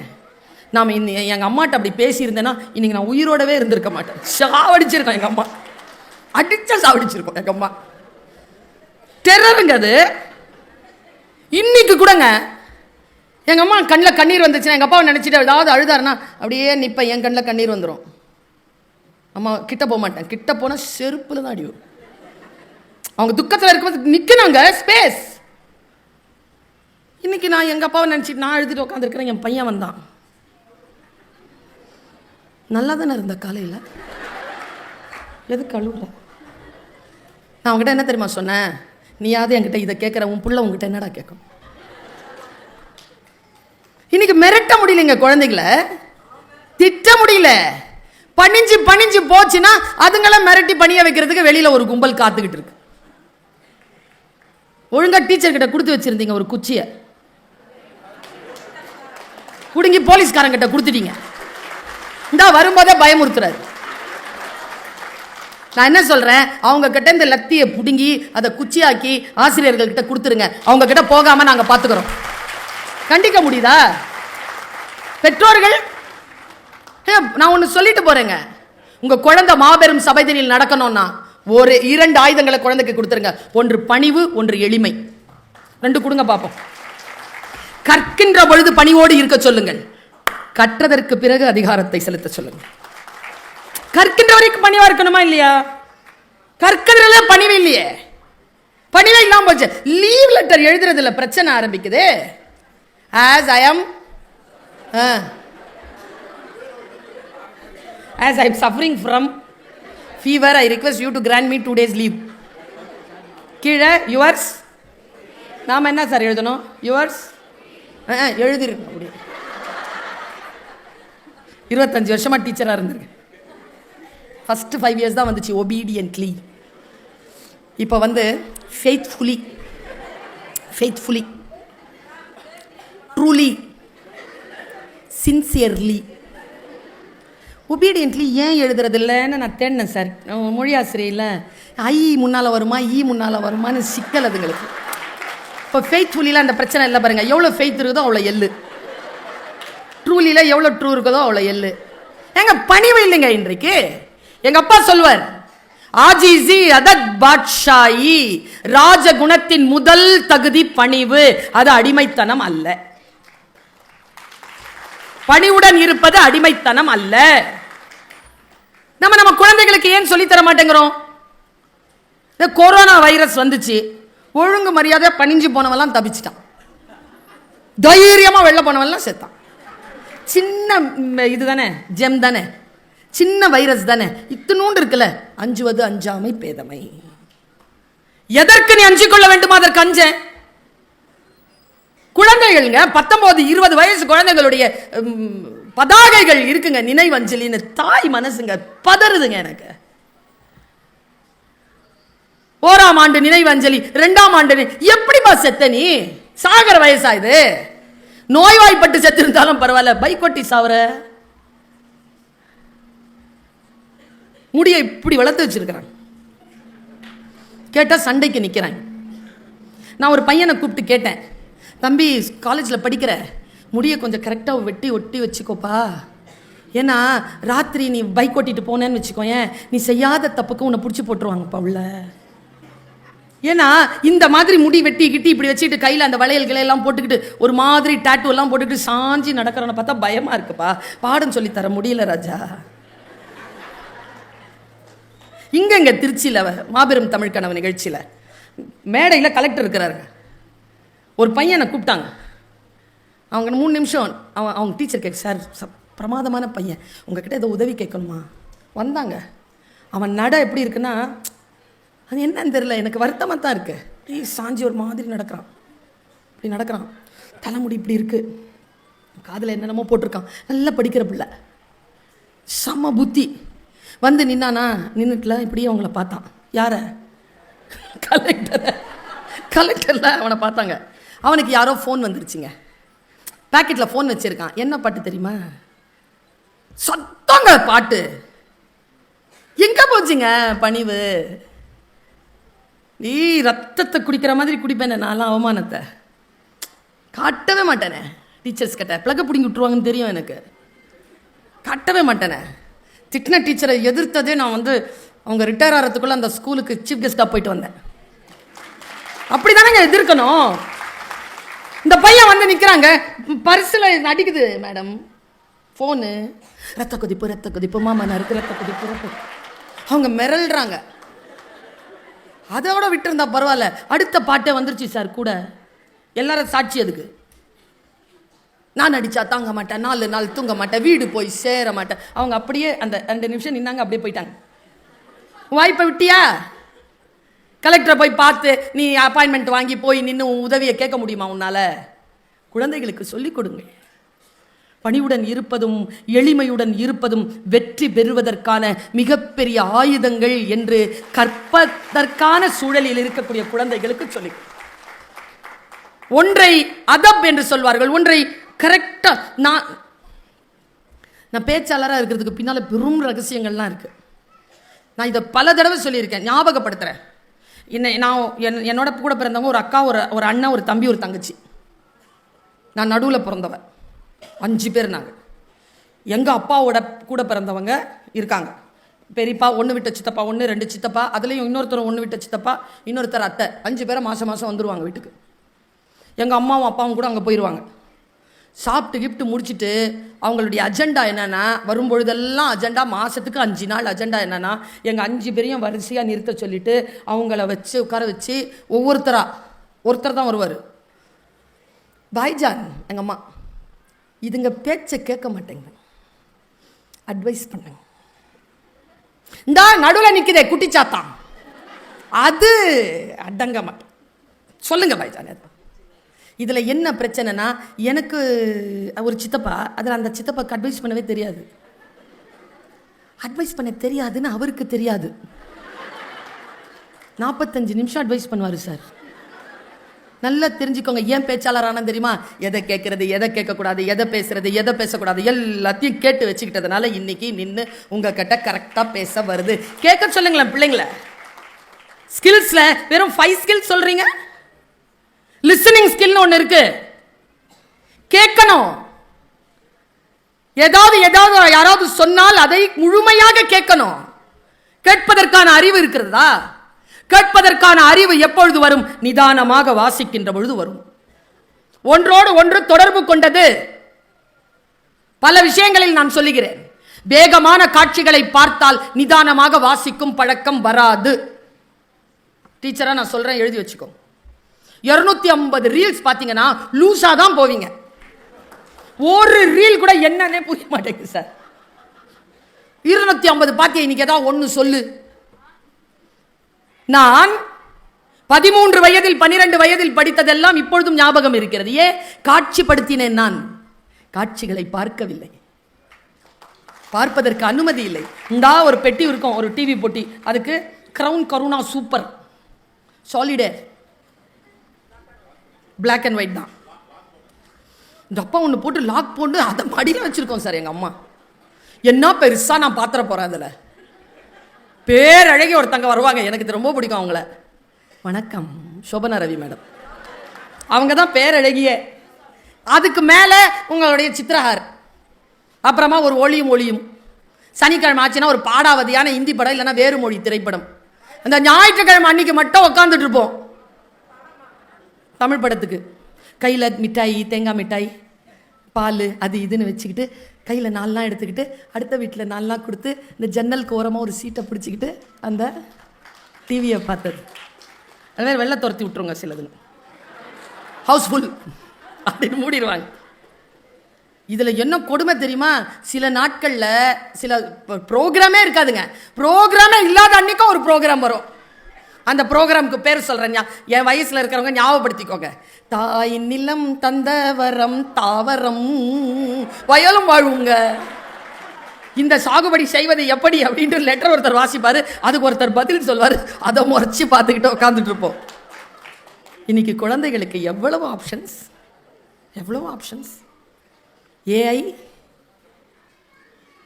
ஐன்ஸ்டீன் சொல்லுகிறான், தொழில்நுட்பங்களால் இந்த உலகம் நிறையும் பொழுது அதே எண்ணிக்கையில் முட்டாள்களால் இந்த உலகம் நிரம்பி வழியும். நான் சொல்லல, ஐன்ஸ்டீன் பிசிக்ஸ் ரொம்ப ஹை லெவல் ஆன ஆள் ஐன்ஸ்டீன். அவன் சொல்றான், imagination is more then knowledge. நான் ஒரு மிகச் சிறப்பான ஒரு 5 மந்திரங்களை மட்டும் சொல்லிட்டு போறேன் உங்களுக்கு. நோட் பண்ணி வச்சுக்கோங்க. எங்க ரெக்கார்ட் தானேங்க பண்றீங்க, பேசிக்கிட்டே இருக்கிறீங்க. 5 என்னன்னா, அவங்க பேசுறது என் காதுல கேக்குதா, நான் இன்னும் சத்தமா பேச வேண்டி இருக்குதா, எனர்ஜி வேஸ்ட் ஆகுது. உங்கள்கிட்ட பவர் அண்ட் பீஸ், சக்தி, அதிகாரம், மன நிறைவு, இந்த ரெண்டும் ரொம்ப பெரிய விஷயங்க. வெற்றி அமைதியும் சேர்ந்தே வராது. ஒரு கூட்டத்தில் நடந்தது. இவர் இருக்கிறார்ல, யார், தென்கட்சி சுவாமிநாதன். அவர் வெற்றி பின்னாலெல்லாம் ஓடாத, அமைதியாயிரு, நிறைவாயிருன்னு பேசி உட்காந்துட்டாரு. அடுத்து சுகி சிவம் சார் வந்து வெற்றி பேரு, வெற்றி நிச்சயம்னு பேசிட்டு போயிட்டாரு. டவுட் ஒருத்தன் எழுந்திரிச்சு கேட்டான், 2 பேருக்கும் 600 ரூபா கொடுத்துட்டு வந்து பேச்சை கேட்டிருக்கேன். காலையில் இந்த ஆள் வெற்றிக்கு பின்னால் ஓடாத அமைதியாயிருன்ற, இவர் வெற்றி பின்னால் ஓடுங்கிற, நான் எதை கேட்குறது? அதுக்கு சுகி சிவம் எழுந்திரிச்சார் பதில் சொல்கிறதுக்கு. அவரை உட்கார வச்சுட்டு தென்கட்சி சாமிநாதன் சொன்ன பதிலை சொல்கிறேன். வாழ்க்கையில் வெற்றியடைய வேண்டும் என்றால் சுகி சிவத்தை பின்பற்றுங்கள், மகிழ்ச்சியாக இருக்க வேண்டும் என்றால் என்னை பின்பற்றுங்கள் சொல்லிட்டு உட்காந்துட்டாரு. அவர் இறக்கிறதுக்கு முன்னால் சேலம் ஜங்ஷனில் சந்திக்கிறேன் அந்த பெரியவரை. நாங்கள் அந்த ரவுண்டாக இருக்கோம், அங்கே இதில் உட்காந்துட்ருக்கோம். அந்த தூண் ஒன்று, இரும்பு தூண் பக்கத்தில் உட்காந்துருக்கோம். அந்த இது போட்டிருப்பாங்கள்ல, ரூஃப் போட்டிருப்பாங்களே, ரூஃப்க்கு ஒரு பில்லர், அந்த பில்லர் பக்கத்தில் உட்காந்துருக்கேன். அவர் உட்காந்துருந்தார். ஐயா வணக்கம், எனக்கு பருவி நல்லா இருக்கிறேன் உட்காரு அப்படின்னு. என்ன ஒரு சைக்காலஜி பட்சங்க எல்லாருமே என்னுடைய புத்தியை நோண்டி என்னை பற்றி ஒரு கேஸ் ஸ்டடி எழுதியிருக்காங்கம்மா, இப்போ தான் ரிசல்ட் வந்துச்சு, பார்க்குறியான்னு கேட்டார். சரி சொல்லுங்கள் சார். கடைசியாக கேஸ் ஸ்டடியில் அவரை விசாரிச்சுட்டு தென்கட்சி சாமிநாதன் சாரை என்று ஒரு தகவல்னு எழுதியிருப்பார். கடைசியாக ஃபைண்டிங் என்ன தெரியுமா, தென்கட்சி கோ சுவாமிநாதன் அவர்களை யாராலும் ஜெயிக்க முடியாது. நால சத்தியமாங்க எனக்கு இப்படி பதறிடுச்சிங்க, எப்படி சொல்கிறாருன்னு. திரும்பி அவர் ஒரு வார்த்தை சொன்னாருங்க, மனம் கனிஞ்சிருச்சுங்க அந்த பதிலுக்கு. அவர் சொல்கிறார், எப்பொழுதும் தோற்க தயாராக இருப்பவனை யாரால் ஜெயித்து விட முடியும்? என்ன வார்த்தைங்க அது! எனக்கு அந்த வார்த்தைக்குள்ளாக ஒரு மந்திரம் கிடைத்தது. மனதை கனிவாக்கி கொள்ளுங்கள், மனதை உறுதியாக வையுங்கள். பணிவு என்பது அடிமைத்தனத்தின் ஒரு சாயல் கூட கிடையாது என்பதனை புரிந்து கொள்ளுங்கள். கற்கின்ற வரைக்கும் பொறுமையாக இருங்கள். கற்றதற்கு பிறகு பணம் சம்பாதிக்கிறீர்களோ இல்லையோ, அதிகாரத்தை பெற்றுக் கொள்ளுங்கள். அதிகாரம் தான் பணத்தை விட மேலானது என்று இந்த மக்களுக்கு சொல்லிக் கொடுங்கள். ஒன்றும் இல்லைங்க, உங்களுக்கு அதிகாரமும் அமைதியும் இருக்கணுமா? இந்த சகோதரி ஒரு 5 பாயிண்ட்டை மட்டும் சொல்கிறேன், மனசில் உள்வாங்கி வச்சுக்கோங்க. முதல் பாயிண்ட், உரையாடல்களை நிர்பந்தப்படுத்தாதீர்கள். சொல்லு பேசு, இப்போ சொல்லு. அப்புறம் நீ என்ன நேசிக்கிறியா, எவ்வளோ நேசிக்கிற, இப்போ சொல்லு. நான் கொடுத்தேன்ல பணம், அது எங்கே போச்சு இப்போ சொல்லு. என்ன சமைச்ச காலையில், ஏன் அப்படி பாடாவதியா, இப்போ சொல்லு, இப்போ பதில் சொல்லு. உரையாடல்களை நிர்பந்தப்படுத்தாதீர்கள், கடந்து போங்க. பார்த்துக்கோங்க, முன்னால் இருக்கிற மனிதனை புரிந்து கொள்ளுங்கள், கடந்து போங்க. சேர்த்து வச்சுக்கோங்க. மன்னிக்கவே முடியவில்லை என்றால் விலகி கொள்ளுங்கள். அதைவிட பெரிய தண்டனை வேறு எதுவும் இருக்க முடியாது. பெரிய தண்டனை, விலகி கொள்ளுங்கள். 2வது, பெண்களே, தொடர்புகளை துரத்தி கொண்டு இருக்காதீர்கள், துரத்தி செல்லாதீர்கள். தொடர்புகள், ஃபோன் எடுத்த உடனே வீட்டுக்காரர்கிட்ட, எங்கே இருக்கிறீங்க? எங்கே இருப்பார் அவர்? ஒரு போலீஸ்காரரு இல்லை ஒரு ஃபீல்டு ஒர்க்கர் எங்கே இருப்பார்? ஒருத்தர் சொல்லுங்க தெருவில் தான் இருப்பாரா? ஃபீல்டில் இருப்பாருங்க. எங்க இருக்கிறீங்க? எப்போ வருவீங்க? 8 கால் 9 கால் எடுக்கலல்ல, மிஸ்டு கால் பார்த்தாருல்ல, பேசுவார். பேசலன்னு வச்சுக்கோங்க, எங்கே சுற்றினாலும் நம்மக்கிட்ட தானே வந்தாகணும். அப்போ கேட்டுக்கோங்க, சோறு போடாதீங்க, தானா எடுத்து சாப்பிட சொல்லுங்கள். சும்மாவே அப்படி தான் ஓடுதா? சாதாரணமாகவே போட மாட்டாங்களா? அப்போ ஒழுங்காக பதில் சொல்லுங்கள். ஒழுங்காக பதில் சொன்னால் போடுவாங்களா இல்லையா? இல்லை சுகியா சமைப்பாங்களா? கொடுத்து வச்சவங்க நீங்கள். தொடர்புகளை துரத்தி செல்லாதீர்கள், இயல்பாக இருக்க விடுங்க. ஒரு தெரில ரெக்கார்டாவது சொல்லலாமான்னு தெரில, ஆண்களுக்கு 45 வயசுக்கு மேலே சீக்கிரமாக ஹார்ட் அட்டாக் வருதான். அவங்க அந்த ஹார்ட் அட்டாக் அவங்களுக்கு வரக்கூடாதுன்னு பெண்கள் முடிவு செய்தோம் என்றால் ஒன்றே ஒன்று விஷயத்தை அலோவ் பண்ணுங்க, அவர்கள் நண்பர்களோடு அவர்கள் நேரத்தை செலவழிக்க அனுமதியுங்கள். ஆயுள் கூடும் அவர்களுக்கு. இல்லை நான் சொல்லலை, சைக்காலஜி சொல்லுது. இந்த கைத்தட்டின ஆம்பளைங்களுக்கெல்லாம் ஒரு விஷயத்த சொல்கிறேன், எவ்வளோ வேணாலும் தப்பு பண்ணுங்க, அது பாவம் குற்றம் என்று தெரிந்தால் நிறுத்திக் கொள்ளுங்கள். தொடர்புகளை துரத்தி செல்லாதீர்கள், அது நம்ம கிட்ட இருக்கக்கூடிய நம்ம உறவு. அது ரொம்ப நுட்பமாக ஒரு விஷயத்த சொல்கிறேன். இது என்ன தெரியுமா, இந்த டிவியில் சொல்கிறதுல ஒரு பிரச்சனை, கட் பண்ணி அதை மட்டும் போடுவாங்களா, அதுக்கு முன்னால் நான் என்ன சொன்னேன் அதுக்கு பின்னால் என்ன சொன்னேன்றது புரியாது. அது ஒரு அபாயம்தான். அதை நான் இப்போ சொல்கிறேன் பாருங்களேன். கணவன் மனைவி இருக்கீங்கல்ல, ஹஸ்பண்ட் அண்ட் ஒய்ஃப், 2 பேரும் சேர்ந்தே இருங்க.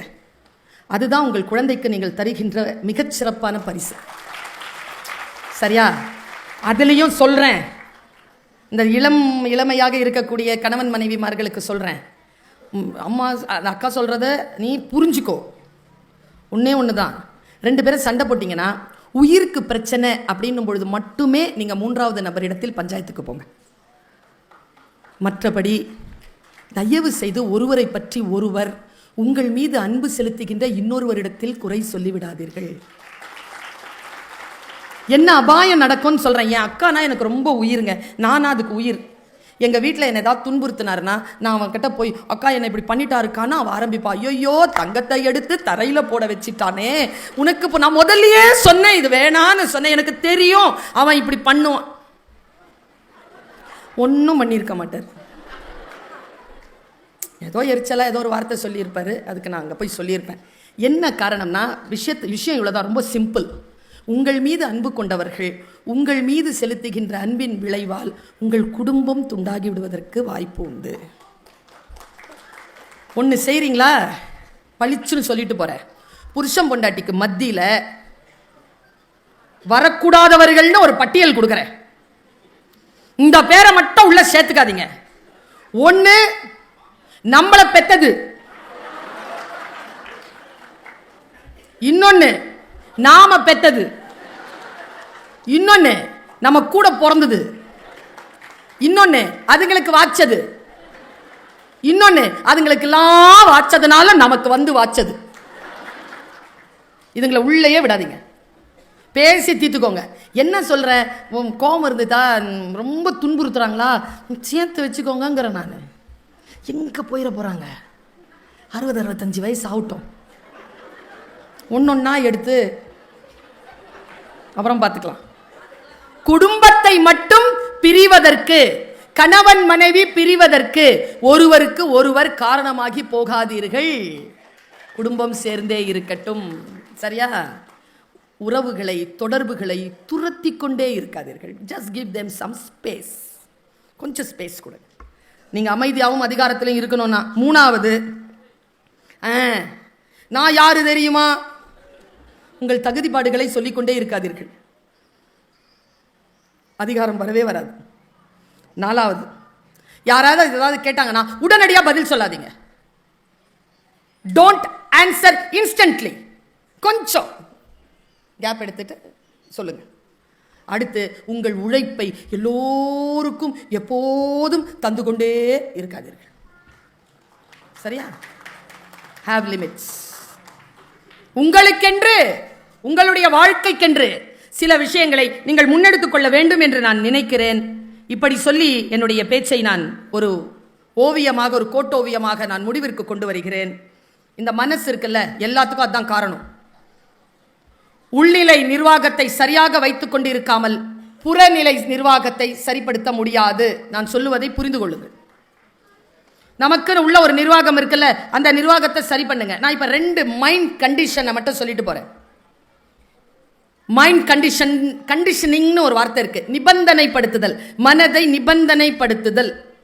இப்போ உதாரணத்துக்கு நான் பேசுறதுக்கு இங்க வந்தேன், கவனிக்கிறீங்களா எல்லாரும்? உங்க மைண்டை இப்ப கண்டிஷன் பண்றேன் பாருங்க.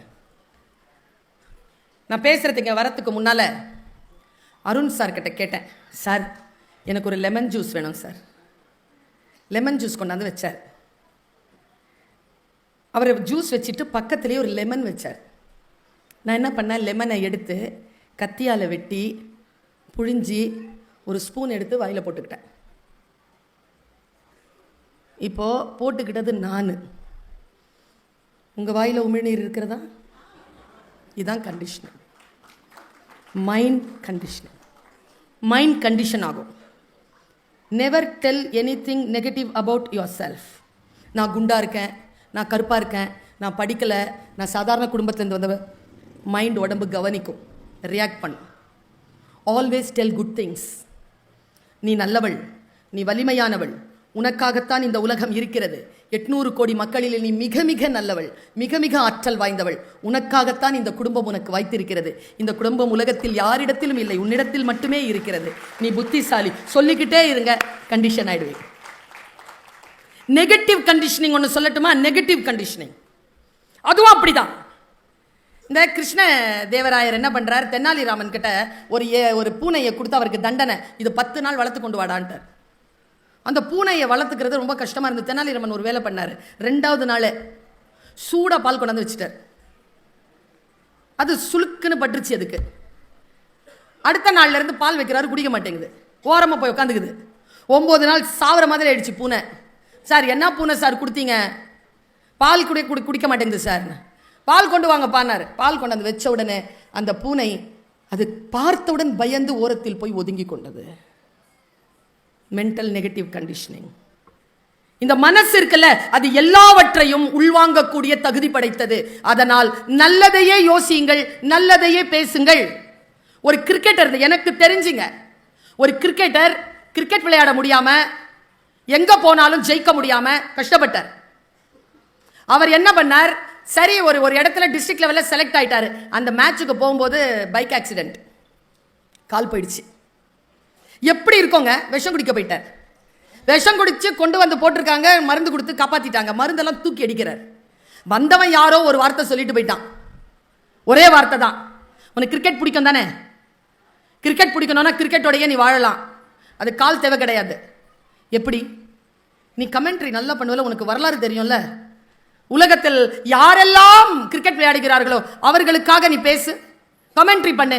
அவர் தான் உலக புகழ் பெற்ற கிரிக்கெட் அனலிஸ்டா இன்னைக்கு இருக்கிறார். அவருக்கு கால் கிடையாது. நாம் நினைத்தால் நம்முடைய விஷயங்களை, சில விஷயங்களை நாம் தொட்டு விடலாம். இந்த உலகம் நம்மை நஷ்டப்படுத்தும், ஆனால் தோற்க கூடாது. நாம நஷ்டப்படுத்தும் இந்த உலகம். நான் இப்படி சொல்றேன் பாருங்க, நமக்கான வாழ்க்கை நமக்கு வருகின்ற பொழுது அதை முழுமையாக அனுபவிக்க முடியாமல் 3 நிலைகளில் நாம் தடுமாறுகிறோம். 1 வெட்கம், 1 கூச்சம், 1 தாழ்வு மனப்பான்மை. ஆண்களுக்கு அது இருக்கு. அதுக்கு என்ன பேர் தெரியுமா? Gentleman syndrome. நான் அதை கேட்டா யாராவது தப்பா நினைச்சுக்கோங்க. சார் ஒரு 50,000 ரூபாய் வேணும். பெரிய ஆள் கேட்குறார். இன்னொரு ரகசியத்தை சொல்கிறேன், கட் பண்ணிடுங்க.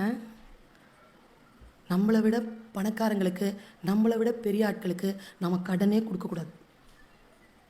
திரும்பி வரவே வராது, கேட்கவே முடியாது. தவிக்காதீங்க, ஐ எம் சாரின்னு சொல்லுங்க. No is a word, not a word, it's a sentence. No தான் சொல்லுங்களேன். கூச்சம் எதுக்கு உங்களுக்கு? நான் 2005 ஒரு தலைமைத்துவ பயிற்சி மாநாடுக்காக state department, US state department இந்தியாவிலிருந்து என்னை அனுப்பியிருந்தார்கள். நான் அங்கே போனேன். அப்போ ஜார்ஜ் புஷ் அங்கே 2005 அவர் தான் அங்கே பிரசிடென்ட்டாக இருந்தவர். அப்படி போய் உட்காரும்போது நாங்கள் 16 நாடுகள்லேருந்து போயிட்டு வந்திருக்கோம். நான் இந்த விஷயத்தை நான் பெருசாக சொல்றது இல்லை வெளியில். அப்படி நான் போயிருந்த போது 16 நாடுகள் இந்தியாவிலேருந்து நான் போயிருந்தேன். அதில் ஒரு நாடு, எந்த நாடுன்னு சொல்ல மாட்டேன், எல்லாருக்குமே ஸ்டார் கிடைச்சதுங்க. ஸ்டார் பார்ட்டிசிபென்ட் கிடைச்சது. அவருக்கு மட்டும் கிடைக்கவே இல்லைங்க. கடைசி நாளுங்க லிண்டா ஹாரிஸ்னு ஒருத்தங்க தான் எங்களை வழிபடுத்தினாங்க. கடைசியா லிண்டா ஹாரிஸ் அவர்கிட்ட போய் நின்று சொல்றதை நான் கேட்குறேன். எல்லாரும் ஜெயிச்சுட்டு போறாங்க, சால்ட் லேக் சிட்டிலேருந்து நாங்கள் கிளம்புறோம், நீங்கள் ஸ்டார் வாங்கிடணுமே. ஐ வில் ட்ரை அப்படின்னாரு அவர். எப்போ சொல்கிறாரு? அன்னைக்கு சாயந்தரம் 6 மணி செஷன் முடிஞ்சிருச்சு. அடுத்த நாள் வேலிடிக்டரி சர்டிஃபிகேட் வாங்கிட்டு எல்லாருமே ஃப்ளைட் ஏற வேண்டிதான். நடந்த விஷயத்த சொல்கிறேன், உங்களில் யாருக்கேனும் எதேனும் மாற்றம் வருகிறதான்னு பாருங்கள். ராத்திரிக்கு என்ன சாப்பிட்றதுங்கிறத எங்ககிட்ட கேட்பாங்க. நாங்கள் குறித்து கொடுக்கணும்.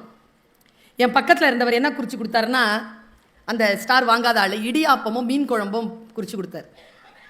ஸ்ட்ரிங் ஹாப்பர் ஃபிஷ் கறி குறித்து கொடுத்தார். நான் சப்பாத்தி சிக்கன் டிக் பண்ணுற. அடுத்தவங்களுக்கு பார்ப்போம்ல என்ன பண்ணியிருக்காங்கன்னு சொல்லிட்டு. ஒருத்தங்க நூடுல்ஸ், ஒருத்தங்க பாஸ்தா, அது இதுன்னு சொல்லிட்டு அந்தந்த நாட்டுக்கு ஏற்ற மாதிரி சொல்லியிருந்தாங்க. இவர் ஃபிஷ் கறியும் ஸ்ட்ரிங் ஹாப்பர் சொல்லியிருந்தார். சரி, எல்லாரும் போயிட்டோம், அவங்கவுங்க ரூமுக்கு போயிட்டோம். ஹில்டன் ஹோட்டலில் தான் போட்டிருந்தாங்க, பெரிய ஹோட்டல். போயிட்டு சாப்பிட்டுட்டு அடுத்த நாள் எல்லாரும் ரெடியாக வந்து உட்காடுறோம். அந்த வேலிடிக்டரி ஃபங்க்ஷனில் அந்த அம்மா எங்கள் எல்லாருக்கும் சேர்த்து கிளாஸ் எடுத்தது. எது லீடர்ஷிப்? நீங்கள் உண்மையிலேயே தலைமைத்துவத்தில் இருக்க வேண்டும் என்றால், மாபெரும் சபைதனில் நீங்க அப்படி நடந்து வரணும்னா, எல்லாரும் உங்களை புகழணும்னா, உங்ககிட்ட என்ன குணம் இருக்கணும்? அந்த குணங்களில் ஒரு குணம், மிக முக்கியமான குணம் என்னன்னா, வீடியோ போடுதுங்க அந்த அம்மா. அந்த ஆள் உள்ள சாப்பாடு டேபிள் நகர்த்திக்கிட்டு வராங்க. உள்ள ஒருத்தர் வராரு, இந்த ஸ்டார் வாங்கலைல்ல, அவருடைய ரூம் திறக்குது. அவர் உள்ள கூப்பிடுறாரு. உள்ள கூப்பிட்ட உடனே சைன் பண்ணி அனுப்பிச்சிடுறாரு. அவ்வளோதான். அதுக்கப்புறம் எதுவுமே பேசப்படலை. கிளியரன்ஸ்க்கு வராங்க, கிளியரன்ஸ் எடுத்துகிட்டு போயிட்டாங்க. அவ்வளோதான். அந்த அம்மா கேட்டுச்சு, உங்களுக்கு என்ன சர்வ் பண்ணப்பட்டுச்சின்னு. அவர் சொன்னார், சிக்கன் அண்ட் சப்பாத்தின்னு சொன்னார். நீங்கள் என்ன ஆர்டர் பண்ணியிருந்தீங்கன்னு கேட்டார். நான் ஸ்ட்ரிங் ஹாப்பர் அண்ட் ஃபிஷ் கறி சொல்லியிருந்தேன். அது வந்ததா? வரல. உங்கள் கிட்ட தானே கேட்டாங்க என்ன வேணும்ன்ட்டு, நீங்கள் தானே நோட் பண்ணி கொடுத்தீங்க. அது வரலல்ல, அது வரலன்னு ஏன் நீங்கள் கேட்கல? கொடுத்ததை சாப்பிடுவீங்களா? ஒரு லீடர் தான் எதை நிர்மாணித்து விட்டானோ, எதை தீர்மானித்து விட்டானோ, அந்த தீர்மானித்ததிலிருந்து ஒருபோதும் அவன் தன்னை விலக்கிக் கொள்வதில்லை. நின்று எதிர்த்து அதை கேட்டு அதற்கான கிளியரன்ஸ் வாங்காமல் அவன் அதை ஏற்றுக்கொள்வதே இல்லை. நீங்கள் உங்கள் கூச்ச சுபாவத்தாலும், உங்கள் பேரன்பு மிகுதியாலும், உங்களுடைய தன்னம்பிக்கை இன்மையாலும் நீங்கள் ஸ்டார் என்கின்ற இதை வாங்குவதற்கான வாய்ப்பை இழக்கிறீர்கள் என்று அவர் சொன்னார்.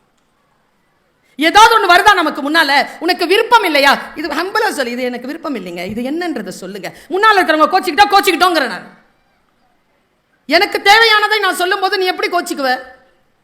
அதுல என்ன இருக்கு? நம்முடைய வாழ்க்கை நமக்கானது. அது ஒரு முறை வருகின்ற வாய்ப்பு. அதில் நன்மை தீமைகள் கலந்து இருக்கும். சுயமரியாதையுடன் புறப்பட்டு இருங்கள். பல நேரங்களில் நாம் செய்யக்கூடிய மிகப்பெரிய தவறுகளில் ஒன்று என்ன தெரியுமா? சாதாரணமாக ஜெயிச்சிடலாங்க கூட்டத்தில், சாதாரண கூட்டத்தில் ஜெயிச்சிடலாம்.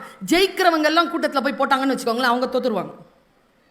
உதாரணத்துக்கு சொல்லவா, ஃபர்ஸ்ட் மார்க் வாங்குற பொண்ணு இருக்குல்ல, அவளை கொண்டு போய் ஜீனியர்ஸ் இருக்கக்கூடிய கூட்டத்துக்குள்ள போடுங்களேன்.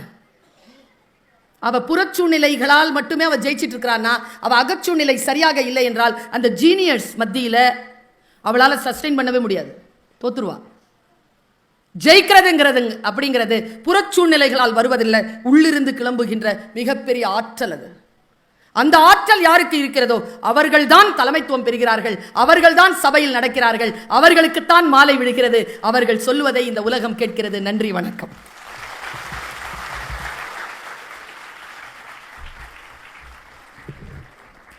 மாபெரும் சபைதனில் என்ற தலைப்பில் மிக சிறப்பாகவும் நகைச்சுவையாகவும் சிறந்த கருத்துக்களை கொண்டும் உரையாற்றிய முனைவர் பர்வீன் சுல்தானா அவர்களுக்கு திருவள்ளூர் மாவட்ட நிர்வாகம் சார்பில் நன்றிகளை தெரிவித்துக் கொள்கிறோம். மீண்டும் ஒரு முறை கரங்களை தட்டி நாம் நமது நன்றியை தெரிவித்துக் கொள்ளலாம்.